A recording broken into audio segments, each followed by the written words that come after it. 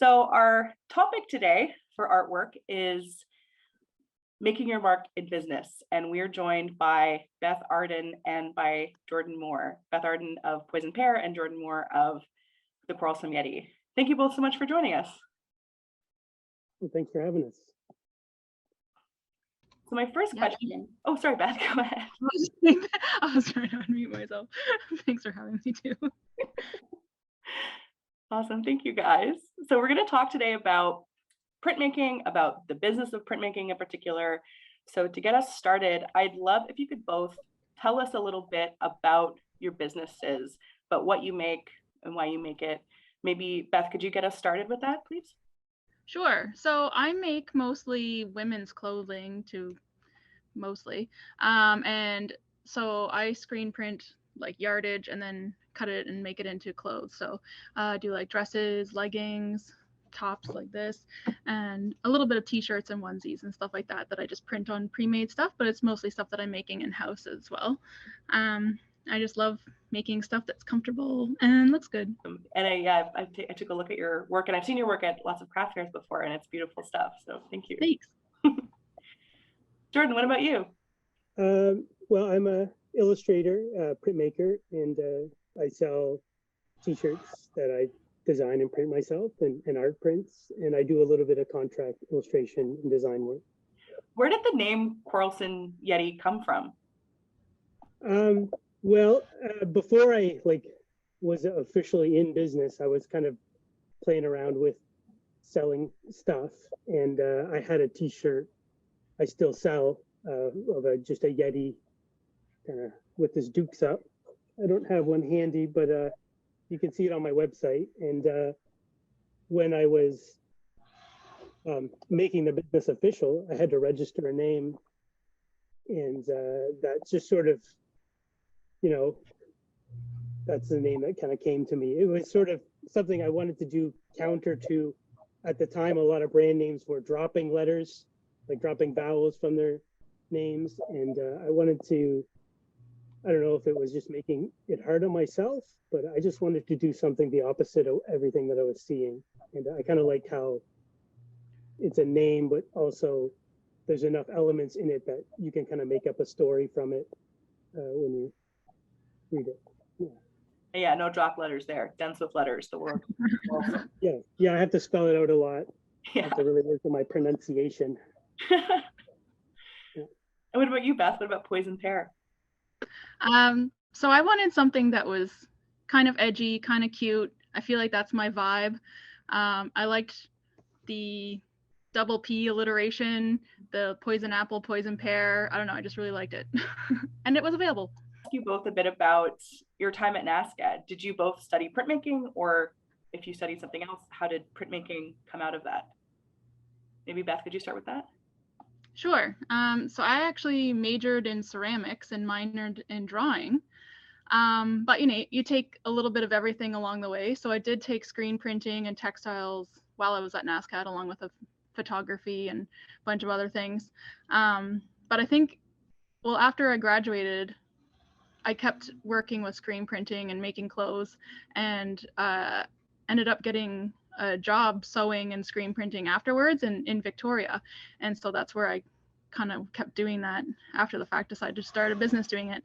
But I think I realized that I just really like making functional work, like stuff that people use every day. Like that's what drew me to ceramics. So along the same lines, it's stuff that people interact with every day. Obviously the drawing skills would come in handy in the kind of design. Yeah, I do. Yeah. Exactly. I love that. Jordan, what about you? What did you study at NASCAD, and how did that develop into the Quarrelsome Yeti? Well, I came to NASCAD from Mount Allison, actually, where I studied printmaking and with Mark Bovey, actually, whose name I see on this list here. And then when I came to NASCAD, it was to do design. But I did take an open studio course with Mark, doing mostly relief printing, woodcut printing, which is sort of how I got into printmaking, was doing lino and woodcut. And Jordan, how did your business start? How did you begin doing the Quarrelsome Yeti work? Well, I was I was doing like print exchanges and a lot of print. So I had a kind of a backlog of stuff in my house. And that was like 13 or 14 years ago. And I learned about Halifax Crafters. So a couple years after Halifax Crafters started, I just applied and got into a show where I sold like little tiny prints and little small screen prints that I printed in the Robert Street Social Center, which is now, what is it on Gottingen Street? It's Radstorm. They kind of moved over to Gottingen, became Radstorm. And I met another artist there named Anna Ramsey, and she was making t-shirts, and she wanted to know if I wanted to share a table with her at the farmer's market, the brewery market, that way back then. So I did, and printed a few t-shirts, and they did fairly well. And I kind of lost my job around the same time and got into this program called the Self-Employment Benefits Program to kind of develop my hobby, well, not my hobby, but like what I was doing into a business. Thank you, Jordan. Beth, can you tell us a little bit more about how Poison Pear started up? You mentioned it in our last comment, but I'd love to hear a little bit more about how it started. Yeah, so similarly, when I moved back here from Victoria, I started making things, as you do, and was invited to do a small art market at the Bus Stop Theater. And I think I was just selling like scarves that I had been making, and I sold them all. And then I did crafters as well. I think maybe the same one or one right after that. But yeah, it was kind of the same thing where it grew from, I was making mostly pouches and scarves in the beginning, and then added t-shirts and onesies, and then full clothing and all that, and scarves and all that. So yeah, it's kind of snowballed. Was there anything that surprised you about starting a business? Anything you had to kind of learn on the ground, like marketing, all these other kind of, components of business that maybe we don't learn while we're learning about making art? Beth, what do you think? There's way more paperwork and yeah, marketing and all the extra stuff. Like you could just spend so much time doing that. Yeah, you have to account for that in your time for sure. What about you, Jordan? Anything that surprised you about the ins and outs of business and marketing as you entered into it? I mean, I think that's the same thing. Like I thought I'd be spending a lot more time drawing than I am. I always kind of feel like I'd rather be drawing than, and right now, a lot of my energy goes into figuring out how I can find more time to make stuff, to draw. That's the biggest thing, is just figuring out how to schedule. Do either of you split your time between design and printmaking or production? Or is there ways that do other teammates, if you have teammates, take on some of the work? Do you ever collaborate? Or are you doing both design and printmaking on all your projects? Jordan? Well, I do have actually just I have had people print for me, and I've subbed out printing occasionally. I don't love doing that. I kind of like keeping everything in-house. So there is someone who works for me who'll come in and on a very casual basis, like print a run of shirts. We very rarely cross paths. She has a key to the studio, and she'll come in and print a box of shirts sometimes.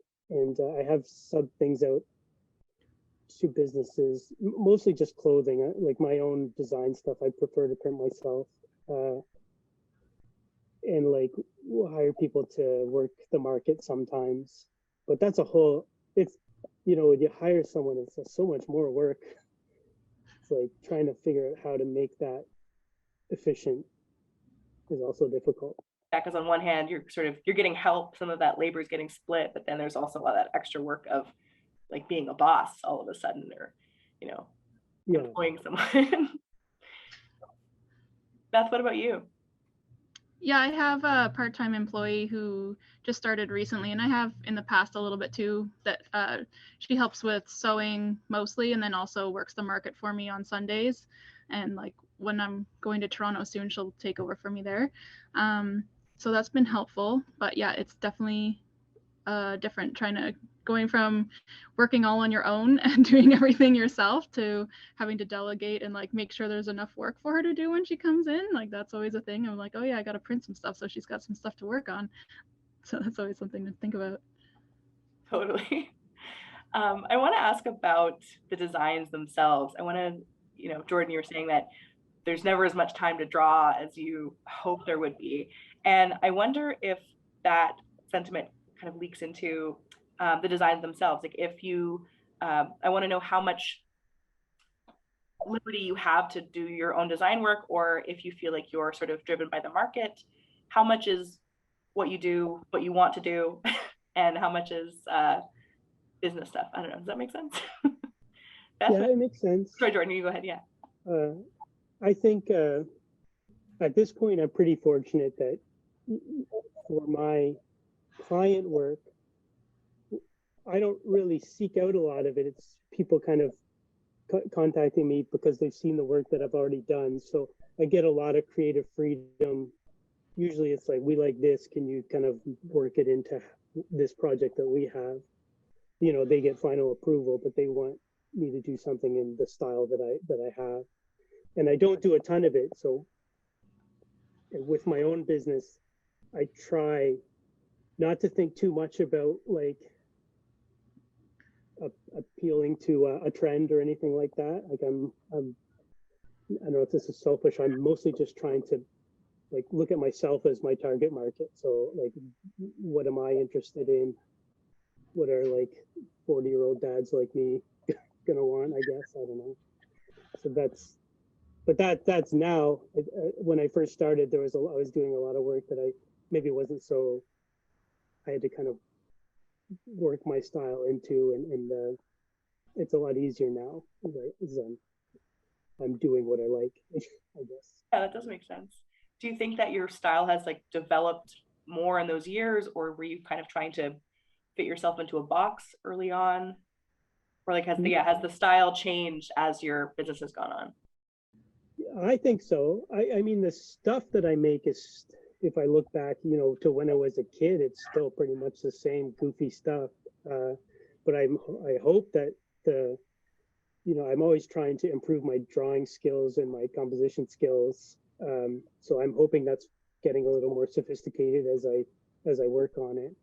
And whenever I'm working on one of my own projects, I try and sort of identify something that I need to work on, maybe like a small thing like line work or color or composition, and really try and push one small aspect to sort of try and grow my skills. I'm always trying to improve my skill. Definitely. Beth, what about you? Do you feel like you have a lot of creative control in the designs you make? And do you feel like your designs have shifted over the years you've been working? Yeah, they have shifted a little bit. I think in the beginning I was trying to appeal to the broader market, and I was doing things that everyone likes, like bikes and whales and anchors, like things that I thought I should do. But I still have elements of those, and I do keep those around because they do sell and they are favorites and people keep asking for them. But I do a lot more stuff that are a bit more dark, a little bit more fun, maybe a little, I don't know, I guess a bit edgier than some of the older stuff I was doing. But I do have a market for that too. Like people know where to find me. The people that have been there from the start, yeah, they know what it's up. They know what I'm up to. So yeah, they look. Can I just jump in for a second? Mm-hmm. One thing I know Beth and I often talk about is like the older things that we've made. Sometimes we sort of feel stuck with them. Yeah. Because they do sell well, and like we have a tendency to want to please people. So it's hard to let go of those things. So you kind of got to be careful what you put out there because it might become really popular. Or then you start to resent it. Yeah. Yeah. Like a band with their best-selling song. Yeah, you get sick of playing it. Yeah, exactly. You get sick of looking at it sometimes. Is there, yeah, I wanna ask a little bit about the logistics of printmaking because I imagine there's some like materials or labor that gets outsourced a little bit, but I imagine you probably have a lot of equipment that is involved in your practice, maybe presses or screen printing materials, etc. And I want to ask about how you set up a printmaking studio, what kind of equipment you needed, and how you were able to do that as a new business person. Beth, do you want to start? Sure. I mostly just use a couple of large tables. So, I mean, I used to work out of my spare room and I just had a small table and I would just print and then pull the fabric down, keep printing, pull the fabric down, keep printing. But now I have two 5 meter by like 60 inches or whatever, as wide as the fabric. I have two of those. So I print the yardage on that. And then my sewing machines, I have industrial sewing machines, so it's mostly that. And then I'm lucky enough to share the space with Geordan, so I use his conveyor dryer, and you know, that's definitely helpful, and his screen exposure unit. So yeah, it comes in handy sharing a studio with someone like Geordan. Yeah, what a great like exchange of resources. Yeah. Yeah. I Jordan, what think about that's you? Yeah. but from when I started, it's always been, you know, sharing stuff, or like I started in Robert Street. I believe that I'd be able to run a business out of there. I used to print T-shirts on. I had about a dozen panels that I would just stretch T-shirts around and print them on a table on hinge clamps. That's how I was doing T-shirts at first. And then when I started, I just happened to luck into meeting someone who was looking for someone to share her space, and her name's Eleanor Pear, and she runs a T-shirt printing business, and she had a press. So I moved into a studio space with her on Wentworth Street in Dartmouth and worked there for a few years. And you know, I'd pick up things here and there. So I have a ton of screens now. I'd always troll Kijiji, I guess Facebook Marketplace now, for screen printing stuff. And he'd kind of talk about things that I want. And I got all the screen printing equipment that Beth is talking about. I got from the person I shared my last studio space with, because he quit screen printing. So I bought it all from him. So I kind of had a press upgrade and a sink upgrade. The washout sink is really, it's so wonderful. Versus trying to wash it in a bathtub or an old utility sink or something, it really makes life better. So I just pick up things and make do with the things that I don't have. I used to wash out screens in the car wash, like the coin car wash. I take them there and wash them out there. The screen printing, you can sort of make do with not much, but then you could also, I could get a auto press or something like that if I wanted to, or I could afford it. And you talked a bit about the self-employment benefit, I think you called it. Was that, did that help you secure any equipment, or was that money directed somewhere else in the business? I never got any loans through there, but they would help you get financing.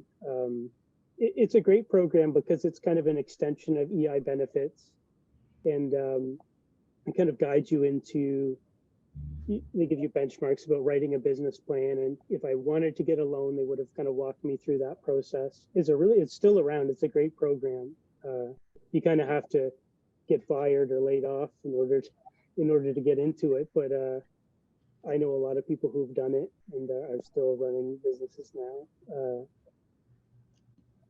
Yes. Yeah, it sounds like a great resource. Are there any other resources or tips you have for people starting out in this kind of printmaking business?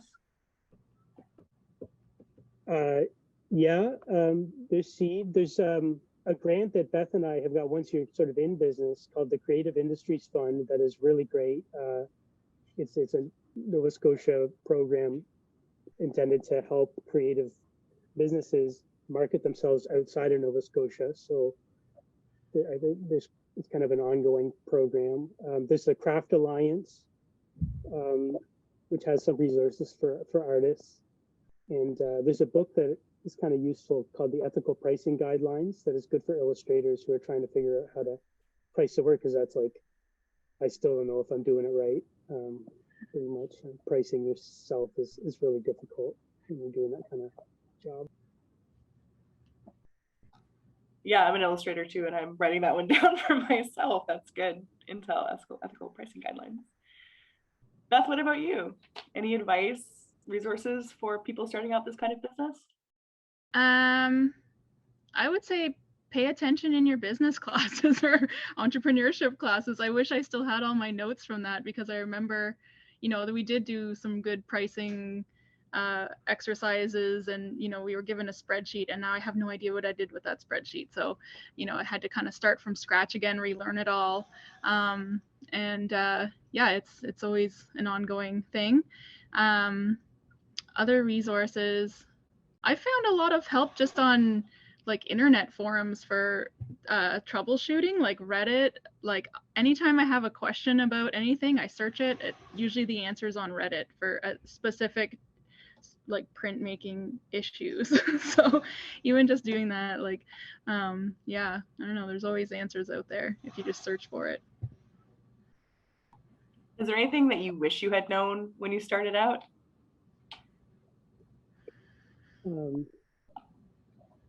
Yeah, lots of things. I don't know if there's any one thing. I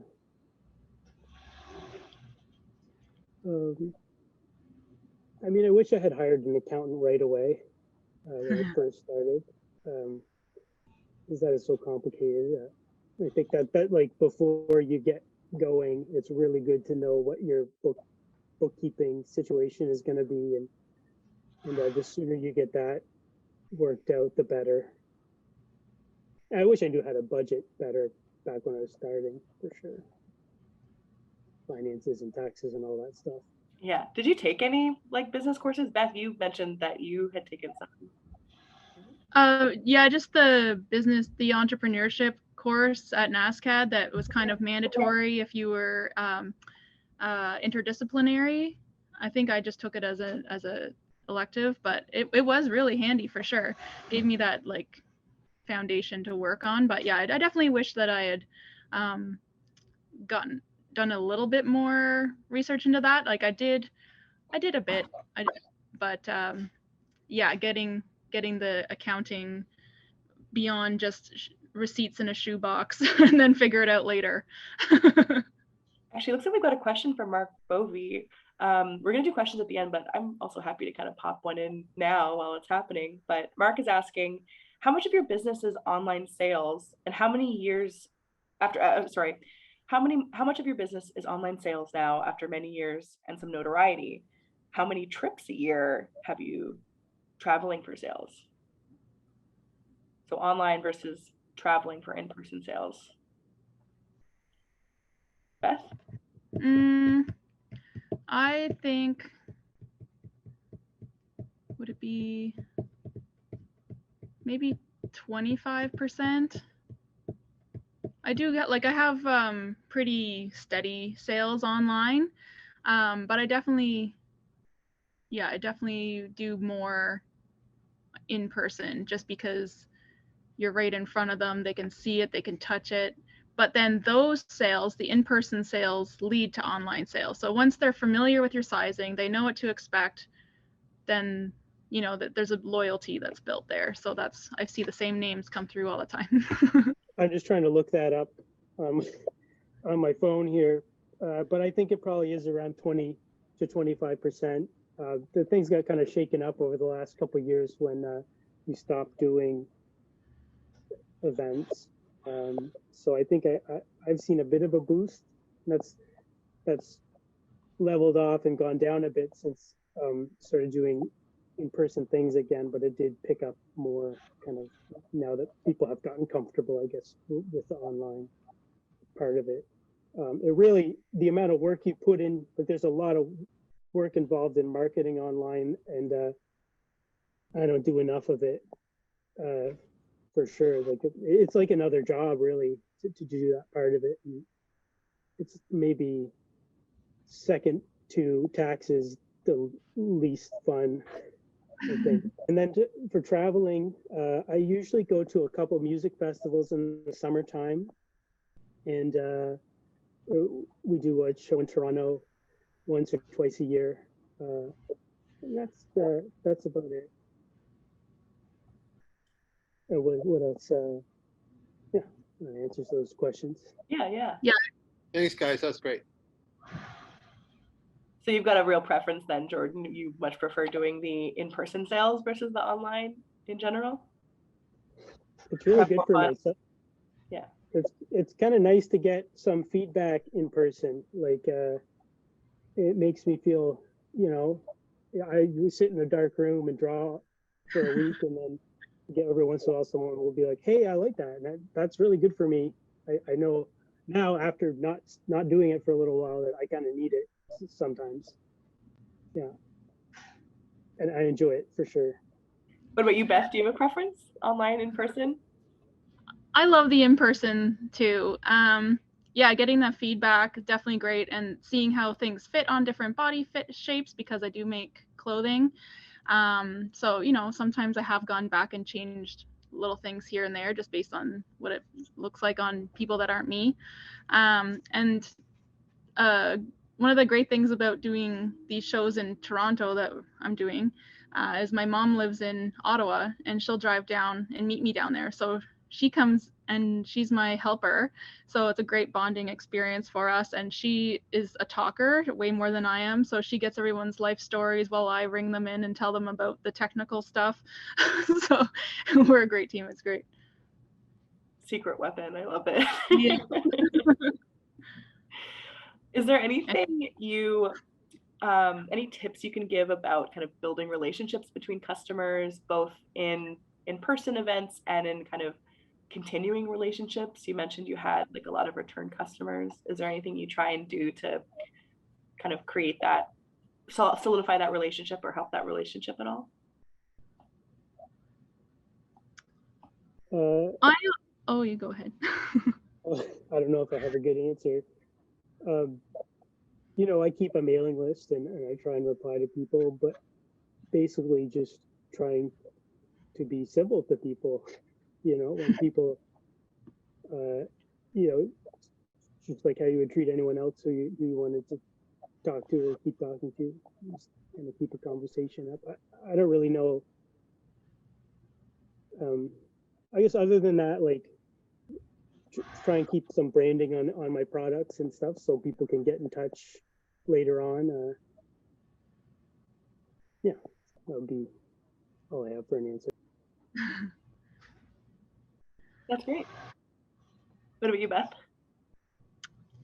So I think thanking people goes a long way. So with every online order, I'll include a little postcard that says a little bit about me and what I do, and thanking them for their business and showing them where to find me online, like Facebook, Instagram, Twitter, all that stuff. So I think that does help. And then with the newsletter too, thanking them for subscribing, getting them a little discount here and there, doing some exclusive sales, that kind of thing. I think that definitely helps. And obviously also the branding aspect too, making sure it's there with every step. Love it. I have a question about kind of printmaking as like a community. I know you guys share a studio, and number one, I'd like to hear a little bit about what that's like. But I also wonder, do you like participate in exchanges ever, or do you get to work with other printmakers much, or is it kind of during those craft sales you get to meet with other printmakers? But do you get to be in community with other printmakers in your current line of work, and how so? Yeah, I mean, at shows for sure. I always go. I'm leaning on a flat file that has 3 drawers full of prints that I've traded for or bought. I don't have room to put them all up, but it's sort of an addiction. So I'll trade with other printmakers all the time. And like, I haven't been as social. I'm never very social, but as I normally would be in the last few years. But there's other businesses here who maybe need a resource, like I've loaned out ink or a squeegee or a screen or something to another printmaker if they need to. So I would say yes. I think it's possible to meet every printmaker in Canada. I don't think there's that many of them. So that's sort of been a goal of mine over the last few years, kind of crossing the country to try and talk to people. What about you, Beth? Yeah, same. In-store or in-person events are always great for meeting other printmakers and artists, and I also do a lot of trades at those. I am such a sucker for prints, so I have a lot of those up on my wall at home, and a lot at the studio that are waiting to be put up. I'm just lazy apparently, but yeah, and then Instagram has been great for that too. I have a few that I keep in touch with on Instagram, and you just end up commenting and boosting each other up and stuff like that. So that's always great. We're going to turn it over to questions in a moment, but I just want to finish up with the question. I want to know if you have any upcoming projects that you'd like to tell us about, if you're doing any fairs or new launches of anything that we should know about coming up. Well, we're both heading to Toronto very soon. I'm packing up a pallet today. So the studio's a big mess right now, full of bins. So we're both doing the One of a Kind show, which is a huge craft and art show in Toronto. It's like 600 vendors, sometimes up to 900. And yeah, so that's a twice a year thing. Just finished a show at Argyle Fine Art. We'll be picking up some of the work from there tomorrow, but I think he's going to hang on to some of that work. So anything new that I was really pushing for came out about a month ago. And I'll be in Toronto in 2 weeks. I'll be at the Dartmouth Makers Craft Show. It's Friday and Saturday at the Parish Hall, and at the Seaport Market every weekend. Yeah. So. I'm going to turn to some of the questions in the group chat now. And actually, I'm going to go with the one Mark Bobby just asked because it kind of is a good follow-up to our talks about in-person fairs and things like that, or in-person sales. And his question is, do you work on consignment with vendors, either here or afar? And if you do, what percentage do you agree on with the vendor? I do a little bit. I work with Inkwell here in Halifax and Maritime Marauders in Hubli or Timberley. And the amount that we get ranges from like 60% to 50%. Like it just depends. But there's pros and cons to everything, and I would only do consignment with a business that I trust and someone that I know personally, basically, because it is a risk to leave your stuff with someone and not get paid right away. What about you, Jordan? Aside from the gallery stuff, I don't do consignment. And that was a decision that I made early on, partially just because it's an extra thing to organize, and a lot of it, it's inventory to keep track of that I just didn't want to do. So if people want to carry my stuff, I have wholesale pricing, and so they can buy it and sell it. I just didn't want to deal with and also my margin, I guess, isn't great. So it's not fantastic on that consignment. It just wasn't worth it for me to shell out a bunch of products for. Makes perfect sense. Thanks, guys. Eric in the comments is asking, do either of you find that your social media accounts drive sales in a substantial way? I think they can. Yeah. When you're showing photos of things that are about to be launched, people get a little excited, and then they you launch it and, they maybe share it or whatever.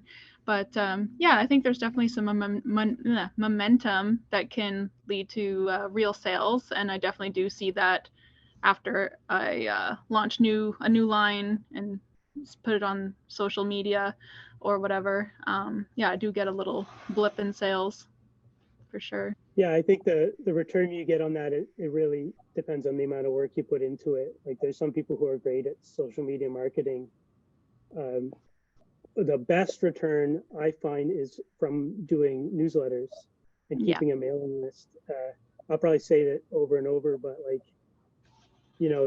because you see now that Twitter is maybe not so permanent, and even Instagram like keeps changing, the algorithms change, but everybody has an email address, and I think it's really something to kind of to start thinking about early, and just keep that list. It's very valuable. Yeah, that's where my most loyal people hang out too. Is I have people that will buy whatever I send into their inbox almost like every new launch. They're ready to go. Yeah, and Jordan, you're right. As the sort of future of social media feels a little less stable, it's good to think about how we can connect with these communities we've established online if and when these platforms don't exist in the future or don't exist the same way. I certainly think about that as an illustrator online myself. We've got a question from Meg Spencer. And the question is, do you feel that networking is important for the success of your business? If so, any tips on how to get started with networking as a young introvert? Well, speaking as a fellow introvert, you kind of have to force yourself to do it. And it's hard at first, but it gets easier. It's sort of like exposure therapy. Like I hated doing, when I first started at the market, and I still do a lot, as I just had my head down drawing the whole time I was there. And that can be a good way to spark conversation, but you sort of just have to learn how to talk to people and figure out how you interact with people. And it is important. It's been important for me to like I said, how I found my first studio space. You don't, and you can network online too. Like you build relationships that way, but you can't really work in a bubble. It's good also for critique and developing your work. Yeah. And showing your stuff to people is also really, really important. So however you do it, it's good for you. I think doing those in-person markets and stuff has been really great for the networking with other artists and meeting customers and flexing that sales muscle that maybe you don't have, or you kind of come up with some lines that work that tell a little bit about yourself and what you do, just so people kind of know what you're all about. And I don't know, I think it is a big part of it, and it does take some work, but I think it's important to do. Does anybody else have a question, either by speaking or by popping it into the chat?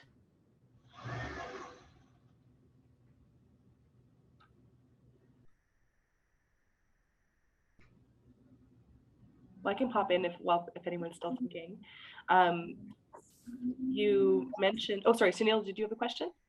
I did, yeah. Thank you, Molly. Go ahead. I was wondering, as a question for both of you, what are some of the things that you're looking forward to next year? That might be business opportunities, it might be new art coming out, or new equipment. Just what are some things that you're excited about? Well, Beth is thinking there. I think my favorite time is right after Christmas, when business slows down and I can sit down and draw and try and set aside a lot of time to just experiment and sketch. And it's kind of where the creative process really happens is then. It's hard to it takes a lot of time to make stuff. Like you gotta give yourself hours to just sort of explore things. So I think that's always what I'm excited about is the lull. Yeah, that's the same as my answer. Basically, is that slow period where you can start designing new things, get the drawing muscle moving again. I'm not like Jordan. I don't draw every day like he does. I go in fits and spurts, usually seasonally, whenever it's like, oh, I need a new print, I need a new line, like, and then I start going, and I might have one good drawing day where I'll get like 6 things that I'm happy with, and then there I go. But yeah, this is the time of year right after Christmas when, you start sketching, you start thinking ahead, planning for the year, and yeah, you get that creative muscle going. So I'm definitely looking forward to that too. Mark, you said that your class is joining us today. Do any of your students have any questions for Beth and Jordan? Thanks for asking. I already asked one of their questions earlier about the vendor. And do you guys have any other questions you want? You're burning holes in your. Oh, we got one. Just a sec. Oh, great question. I don't think you could probably hear that, so I'll repeat it. So you draw a lot. You both draw a lot. I mean, you say less, Beth, but how do you come up with your ideas? And where do you get your inspiration from? That's what Joanna was asking that. I get this question a lot, and I don't really think that I work on inspiration so much as set time aside to just sit down and work. And I think that's where, like I keep a resource of pictures and ideas that I keep in a notepad, but like I don't want to say that I find everything inspiring, but it's just working. I like to draw, so I want to make marks, and it takes a while to sort of get into it, but I think just the love of, I don't know if that's a sappy answer or not, but like I just want to sit down and make something. So it doesn't really, inspiration isn't kind of what I think about. Makes sense? Yeah, it's interesting because I do remember you when you were a student at Mount Allison University, Jordan, and you've always been the same person. I've known you all this time, but even as an undergraduate student there, you talk about being an introvert, but your work was always quite extroverted. And I would say that even the paintings you were making back then, because you weren't really a print student at Mount Allison as much as a painting student, and I find it's been very interesting to watch you develop and move into the more of the graphic side of things with your practice now. And yeah, and I mean there's real like sort of humor in the work too, and kind of like fun cartoon play that's in that work. And I remember you being interested in those things a little bit back then, but you really did develop that side of your approach to practice. So is there anything you would like to add to that? Well, just to the idea that when you got into the graphic side of things and it became about a narrative play, maybe between a lobster and a lighthouse, or the actual character of the Quarrelsome Yeti, which I would imagine is your biggest seller just because of your title too. But yeah, just like, yeah, it's play, it's in the studio, you're drawing, but does an image come to mind in your mind's eye, or are you just drawing and then you see something, or is it like you said, are you drawing from the things you're collecting that you're pasting into your sketchbook? Or I think that's more what Juana was asking. Okay. Yeah, so yeah, I draw. I sit down to draw. I have a big bunch of photos and doodles that I'll kind of start with, and I'll just start working on something. And I guess what I want is, I don't have a story in mind, but I want to just sort of keep adding something that to kind of play in an image that will make you wonder about, well, what's going on here? Why is this happening? Enough elements that it's not just a picture of a bird or something. I don't know if that makes sense, but like there's a little more to it. So I don't necessarily have a backstory, but I just want it to be curious. Yeah. Well, thanks. And Sorry, go ahead. You were going to say that one? I know one thing that I always remember from Mark's class is I was finding it really frustrating, and there was a point where I just told him I didn't think I was going to be a printmaker, and I just didn't think that that was something that I wanted to do. And Mark kind of called me out on that, and I guess he was right. I don't remember that moment, but that's interesting. And it was Beth, really harsh. I remember it because I think you basically just called me out and said, "Oh, I think that's bullshit." And well, because you were always a graphic thinker. I think Molly would actually say that I probably said a similar thing to her at a certain point, but you did. But and look at, you're both doing it. But I'm interested in Beth's answer to this also, in terms of, you know, like when you make the fabric, print that fabric, you have to think in terms of repeatable patterns, and so how do you think about content in repeatable patterns? It's not an area that I know a lot about. I know how to make a repeatable pattern, but in terms of thinking about the content, is there any differences, and how does that inspiration grow? Yeah, there is a little bit, because you do have to think about repeatability. So a lot of times I'll start with the dimensions of the repeat that I need to fill my fabric and for the screen size. And then, you know, I might just start doodling and just see what catches. A lot of my drawings are inspired by nature. So I've got like little snakes and foliage and bird skulls and trees and that kind of stuff. A lot of like just little elements, and I'm always walking around in forests and picking up things and putting them in my pocket and stuff. But yeah, I'm always having to think about how it's going to look in that repeat. So you have to then do a bit of a mock-up repeat in Illustrator or whatever. Like I do work digitally, so I am able to do that and then change things as I need to. Yeah, but sometimes I do just kind of eyeball things. Like I might have one big, like I have one that's house plants, and I have a couple of plants on one screen, and then another color I have another plant, and I just kind of place it Right somewhat randomly, but not really randomly, like making a repeat just in my brain on the fabric, where it ends up in the same sort of spot, but it's not like mechanically repeated. It's not, yeah, it's just kind of eyeballed. But it's not exact repeat, but that's kind of nice for clothing, isn't it? I mean, it gives you exactly. Yeah, and a lot of times I when I'm working like that, I kind of think of what might look nice that way, like just kind of randomly splayed versus an actual repeat. Right. So yeah. Great.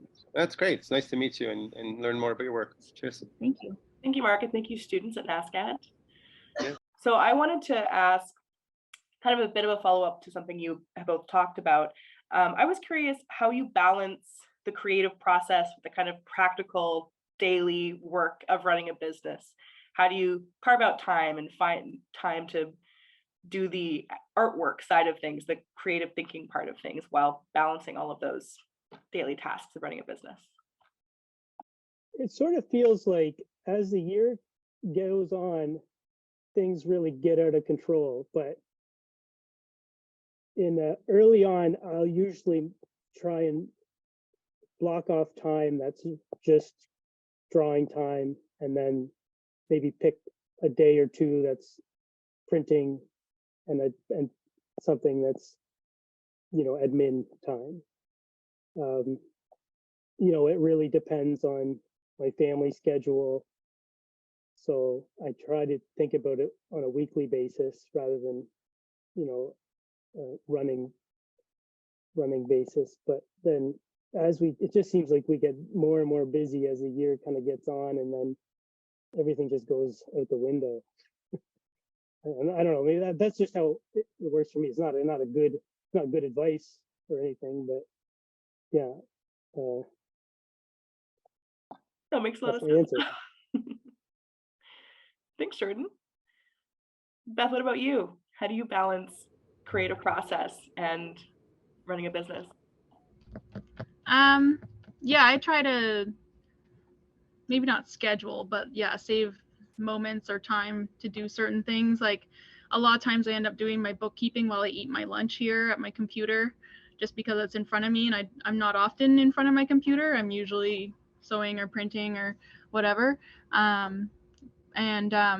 Drawing, I definitely do have to kind of set aside time to do that. I'm during the slow parts or whatever, I'll stay home and do some drawing, or I'll bring my sketchbook or my tablet to the market on a slow Sunday and try and get some work done there. I usually have pretty good success with that. And yeah, I find a lot of times I am just kind of flying by the seat of my pants, trying to play catch up, make as much stuff as possible, and then hoping that I can find a moment to do the stuff that you're supposed to do. Like, I don't know, I'm supposed to like post on Instagram every once in a while, or, you know, send that newsletter. I'm one of those people that has reminder everything's on my phone. I have like lists everywhere. I can't live without my lists. Oh yeah, I'm the same way. A lot of balls in the air all the time, hey? Well, thank you both so much for joining us. It was so wonderful to hear more about your practices and about your business.